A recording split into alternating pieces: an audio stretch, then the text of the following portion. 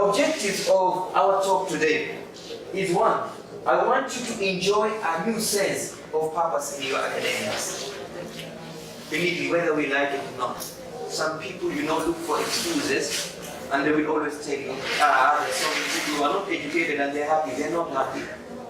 Because Allah created us with a brain. This brain needs to be developed. And there is nothing that develops the brain except education. Even if you are a millionaire, you have a lot of money, you are a celebrity, you are an actor, actress, everybody, you are a singer, a musician, you are known throughout the world. If there is nothing here, there is something you are missing. There is something you are lacking. We human beings, we are created in a triangle. The upper angle is the angle of the brain. The one on the right hand is the angle of the soul. And the one on the left is the angle of the body. Unless you satisfy the three angles, you can never be happy. You can never be happy. So it's very important for us to start enjoying a new sense of purpose in our academics. It's not just being in school. It's about fulfilling a certain requirement. Sometimes I sit and ask myself, is it really a must for people really to go to school? What if people don't go to school at all? Won't they be able to live? Won't they be able to eat? Won't they be able to survive? And when I remember, we are all using a mobile phone, then the reality dwells in me. I am sure the person who made a mobile phone had to go to school, isn't it? Yes. When I remember, I need to drink some cold water sometimes, and I need to have a fridge, then I say, wow, people have to go to school because this fridge was made by somebody who went to school. When I'm flying in the aeroplane, I appreciate why school is important. Because I'm sure the person who made the aeroplane had to go to school, had to learn some science. And that is why Allah, being so wise, did not tell the Prophet anything else when the Prophet was looking for answers of the problems in life. He told him, go out and read. Muhammad, go and read. Go and read. Every solution of life is found in reading. Go and read, Muhammad. The problem of Muhammad was not to read. His problem is, he was angry. The rich are oppressing the poor. He was angry. Girls are being buried alive. He was angry. Arabs are fighting like mad men and mad women. So he was going for it to come up with solution. And Allah sends Jibreel and tells him, my friend, you're looking for solution. Iqra, go and read. You will get all the solution. And from that time, Jibreel became the teacher of the Prophet. When I think of those things now, I am convinced you cannot be a happy man or a happy woman without learning, without education. It's not just to get a paper. You're not just getting a paper. You're finished Form 4, you have a paper, you have a degree, you have a master's. No, it's not about papers. It's about you reaching that level which Allah blessed us with and made angels to do sajda before Adam, isn't it? When the angels prostrated before Adam, they were prostrating to honor knowledge, because Adam had knowledge which they did not have. And that is why, again, in the Quran it says, هَلْ يَسْتَوِي الَّذِينَ يَعْلَمُونَ وَالَّذِينَ لَا يَعْلَمُونَ.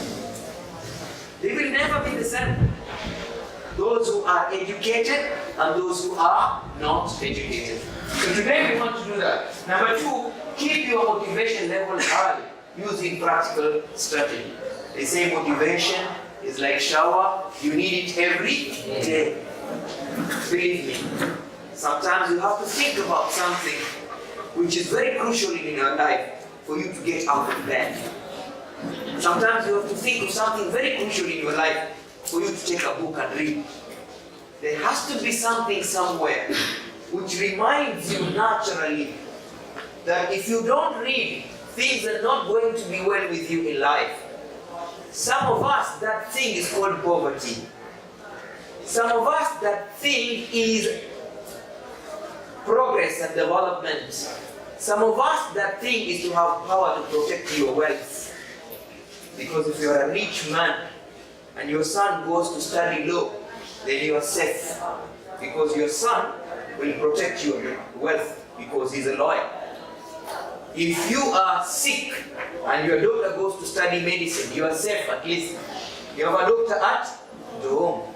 So for sometimes with what motivates people is you realize there is a role I must play in life, in my family, in my community, in my society, in my country. I need to play a certain role. This role could be a role of protecting yourself and protecting other people. I know so many girls who have really struggled to become lawyers. Why? Because they saw their mothers being butchered by their fathers. They saw how their mothers suffered in a marriage that they never were happy with. They saw so many other women getting divorced and being left with so many children to take care of. So they said, we are going to study law so that we become advocates, lawyers, and protect women who are poor and they're being mistreated. That was their motivation for them. I know so many people who have gone to study medicine, not because they want to become rich and get money, but they saw so many children in northeastern dying when there is drought. So many children dying in Lamu, in the islands there, because nobody wants to go and become a doctor there. And then people say, I'm going to become a doctor. I've seen people who study because they are tired of being oppressed. Because one community takes advantage of another community. Why? Because that community has more educated people than that other community. Now they say, okay, you want teachers? Your community does not have teachers, we'll give you teachers.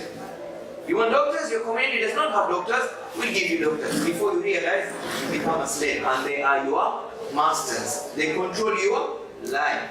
So you sit back and say, I think I'm going to be the first doctor in my community. I'm going to be the first professor in my community. I'm going to be the first one in my community. So that at least I raise the reputation of my community. Sometimes I get so much impressed every time I go to give talks at the university. There is no university in this country you will go and you will fail to see Somalis there. In Mount Kenya, they are 3/4 of the population. When I used to lecture at Kampala International University, there were 3/4 of the population. And sometimes I ask them, why are you now getting into education in big numbers? And they have only one answer to give you. We are tired of being marginalized. We are tired of being marginalized. Now we want to be like everybody else. And today look at every government department. There is a Somali, isn't it? Every government department. When people decide that we want to change our lives, you just need to decide. So there has to be something to push you. Something to push you. You sit back and you look at the situation at home. Yeah? You look at the situation at home. And maybe you have visited some of your friends and you saw how they live. And you come home and you say, oh my God, what happened? Is it God who is unfair? How come in Ali's family everything is there?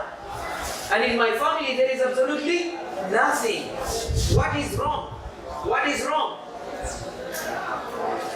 I remember the headmaster of our primary school, Malim Salim, Baka, used to tell me, every time he will see my mother coming from the market, because he had to pass through the school to go to Mawin.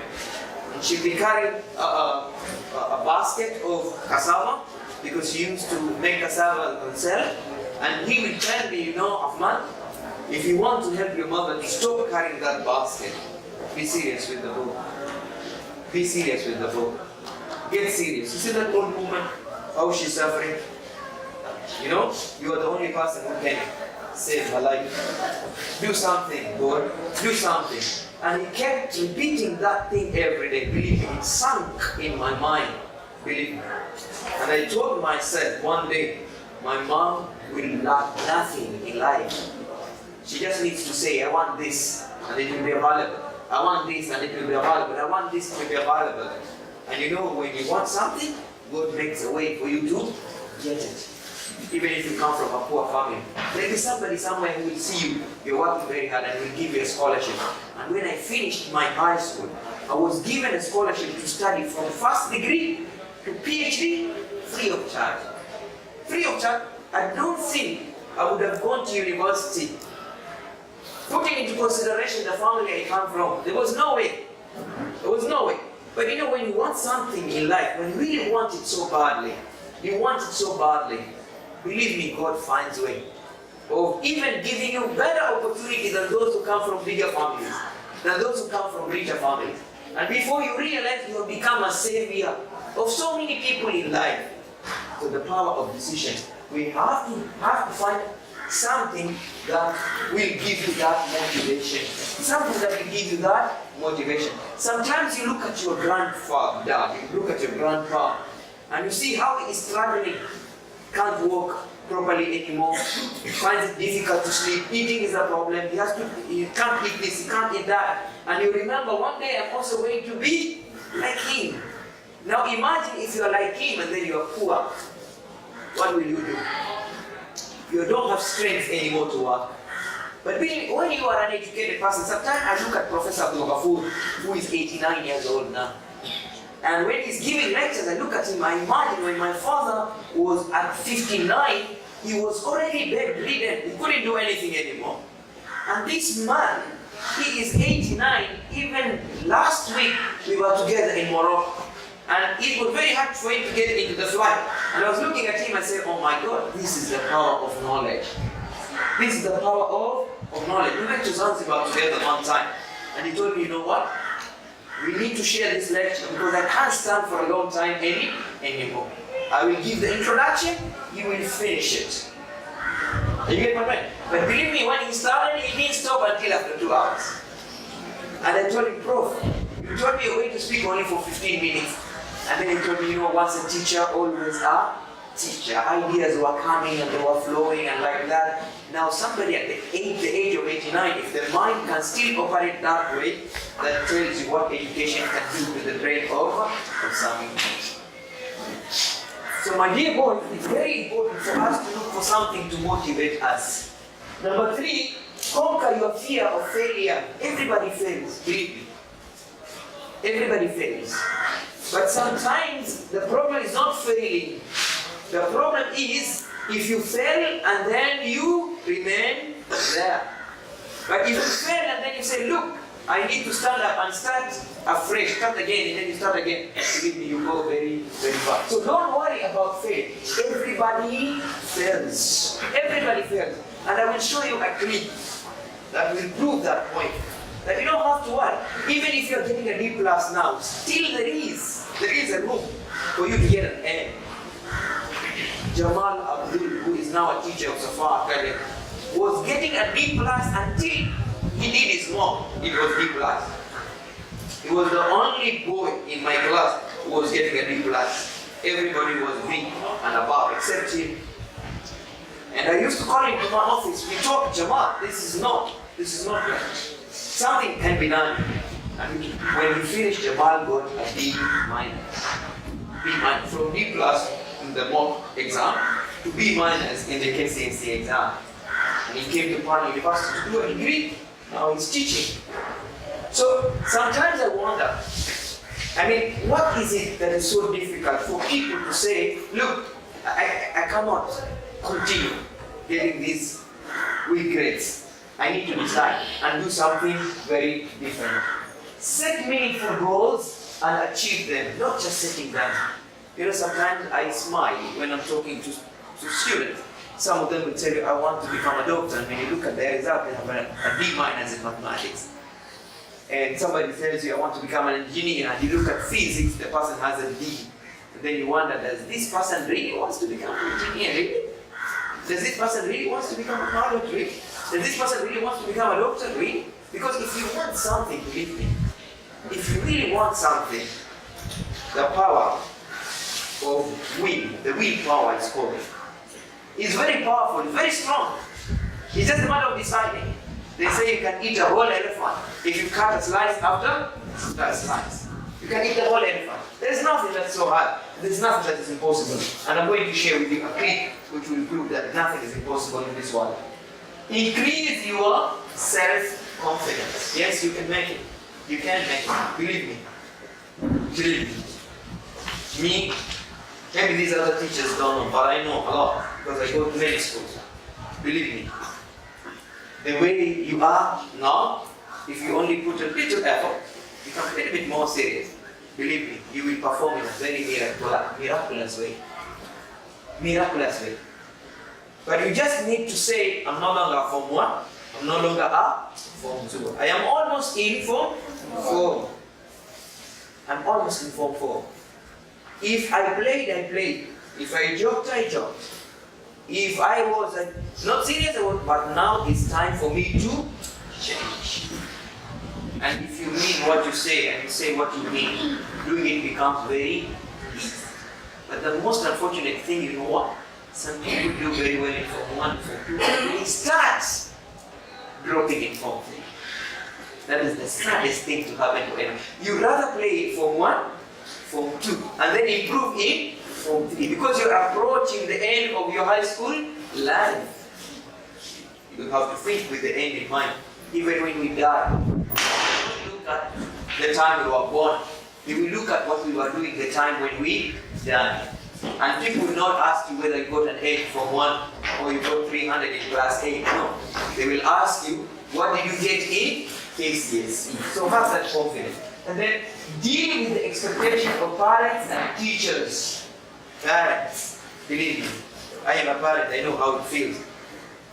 When your child brings you a report card and you see some D's. Believe me, I don't know, maybe it's biological, I'm not a biology teacher. You feel like your tummy is rolling, you know? And you feel like your heart is cracking.